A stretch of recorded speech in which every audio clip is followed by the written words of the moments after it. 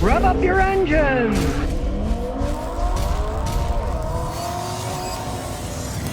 Okay, here we have the brand new Toyota Tundra with the V6 turbo instead of the V8 engine.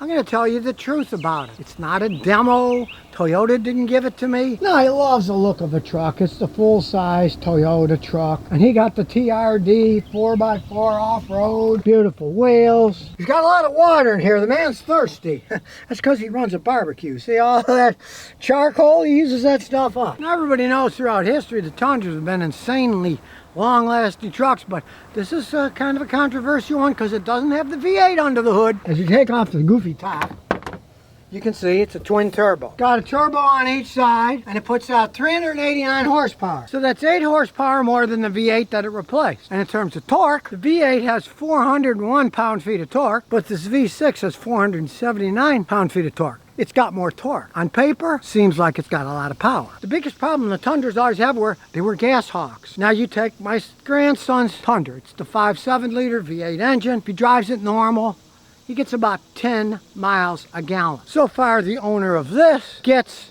14 to 15 miles a gallon. It's averaged to get somewhat higher, but of course, a lot of times those are fantasy figures. Now this is four-wheel drive and it's rated at overall 21. He's getting between 14 and 15. That's quite a big difference. Now, it's better than the 10, yes. Still not great, but it's a big truck. What do you expect? It's got all kinds of technology in it with Toyota's new engine systems. Now, I do have to say, Toyota engineers are pretty good. As you can see here, you've got coolant for the engine, but also coolant for the intercooler for the turbo. It's more efficient. You can't expect about 15 miles a gallon. It was rated at 21, so that's kind of a disappointment. And that's not with him towing a bunch of stuff either. Now, he does have a gigantic trailer that he brings his taco business on when he goes to special events. I can't wait to see what kind of gas mileage he gets when he tows that with this. That'll be interesting. He hasn't done that yet, so I can't give those figures out. But normal driving 15 is a lot lower than the rated 21. Now, I've seen some of these V6 engines from Toyota make noise. They didn't build them right. But this one, let's listen to it. That's a cold startup, and really, once it warms up off the cold start, it makes a little noise. Nothing outrageous, but even sitting here, it makes quite a bit more noise than the V8s did. It's not as quiet. Mind you, that's with the hood open, and really now, you don't hear anything at all. Now it's a V6, but it's not going to be shaky probably at all. As you can see, it's not shaking at all. And he's been driving it conservatively, and you can see here, he's getting 14.5 miles a gallon here, which isn't average, but that's well below they rated at 21 miles a gallon. So don't be fooled by a lot of these figures. Now, when it came to price, he paid list price. They did not mark it up. I've seen people mark these things up a ton. He said he saw one at Carvana. They wanted 75 grand for it. And his cash price, as you can see, was $61,940. That's a real price. That's not, you know, the lowest end vehicle where they advertise, oh, it's only $39,000. Forget all that crap. You want a nice truck. And I do have to say, the Hopkinsville Toyota dealers were fair with him because this only had cloth seats and he didn't like it, so they put leather seats and everything in. And they didn't charge him anything extra for it. Most places are going to hit you for everything, but then again, it's Hopkinsville, Kentucky. You get in more rural areas, generally the dealers will treat you better because they've got a smaller market. In the big city, they can rip everybody off. But in smaller places, if they get a bad reputation, that's going to be it for their business. So a lot of times it pays to go out. I remember people in Houston, they used to drive way up north of town, go to Conroe, Texas, buy vehicles there, and they'd save thousands. Now you can see it's got excellent backup camera. It flickers because I'm shooting it with a camera, but it doesn't flicker for your eyes. You can turn the traction control on or off. Look at the space in the back. There's a lot of room in these things. And it's all electronic four-wheel drive, so you can go two-wheel high, four-wheel low. That's it. We are talking really simple. And the dash tells you what's happening. If you forget, gee, I wonder if I'm in 4 high, or I wonder if I'm in 4 low, or I wonder if I'm just two-wheel drive. Of course, it's got various drive modes, normal, tow, mountains, crawl, if you want to do some rock crawling. And check out the center console. Man, there's all kinds of room.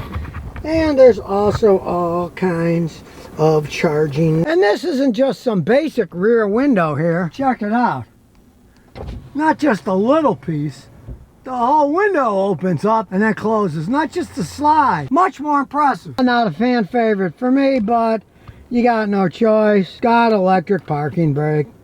That's just how they're all going. You'll hear that if you idle too long, you don't want to damage the car. So it warns you, if you idle for an hour, it'll shut itself off. You can bypass it by pushing a button too, but not a bad idea. Turbos aren't made for just sitting and idling forever. This is a brand new truck. As you can see, it's only got 597 miles on it. He has had no problems yet. Now, the early ones had problems with turbochargers, right? But this is a brand new one. He just got it. It's got 597 miles. We'll see if Toyota has fixed those problems as time goes on. He lives 3 blocks down the street, and I eat at his taco stand all the time, so I'd keep asking him, okay, what's happening? Are you having any problems with it? I'm assuming Toyota fixed that problem. We'll find out over time, and if it does, believe me, he'll tell me, and I will tell everyone else. So let's take it for a spin. Now, it's a big truck, high up in the air. Does have a smooth ride, smooth shifting. You certainly feel like a king on the road driving this thing around. Crisp handling for a pickup truck. We'll take it out to our little drag strip here, and we'll see what this 389 horsepower can do on a straight road and normal driving. Here we go. The turbos are kicking in.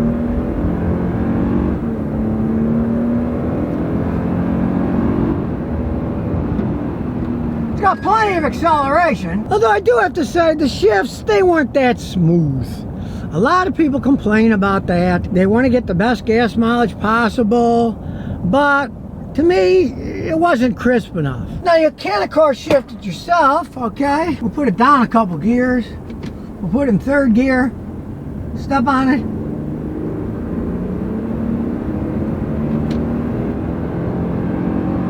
That's quite a bit better. So really, if you want to drive like a maniac, shift it manually. As you can see, we're now in 10th gear. You got 10 gears you can mess with, up or down. So realizing that it's got a 10-speed transmission, but it's still only averaging 21, to me that's kind of a disappointment because I've driven big Fords that had 10-speed transmissions.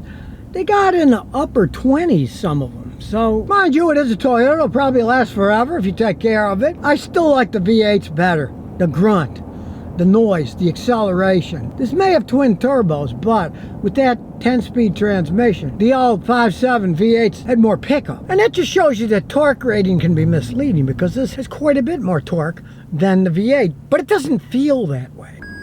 See, I didn't put the turn signal on, went over the line and it knew it, so it's warning me. Obviously that system works.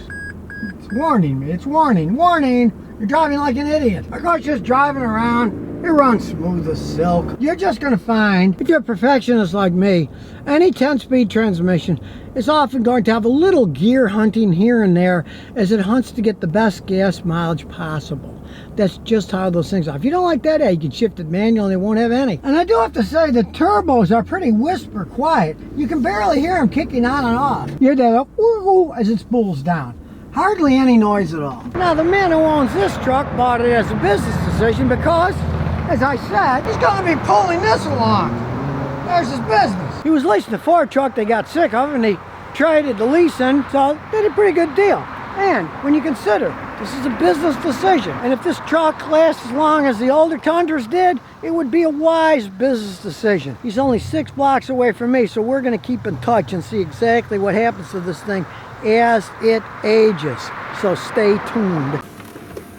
And here's some bonus questions and answers. Birdie says I got no 6.4 Taurus, it won't start. It stutters when I turn the key, but it won't start. Took the battery and alternator out of zone. They said both are good. What could it be? He said the battery and alternator.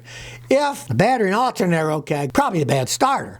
The starter will stutter when it's wearing out. It won't crank correctly. Now, of course, I don't know what you mean by stutter. Now, if the engine spins over normal, if it does the normal, and it sounds normal, the starter's working, then you have another problem. You can watch my video, Fixing a Car That Cranks But Doesn't Start Up, and you can find everything that it could possibly be. But knowing Fords, a very simple thing to do is take the air filter out. Have somebody spray starting fluid. If they spray it in and it runs fine until they stop spraying and it dies, you probably need a fuel pump. But like I say, my video, Fixing a Car That Cranks But Doesn't Start Up on YouTube, on the Scotty Kilmer channel, it'll show you every possible thing it can do. But with a little starting fluid, it could easily just be a bad fuel pump. It's an 06, it's an old Taurus, and the fuel pumps only last so long.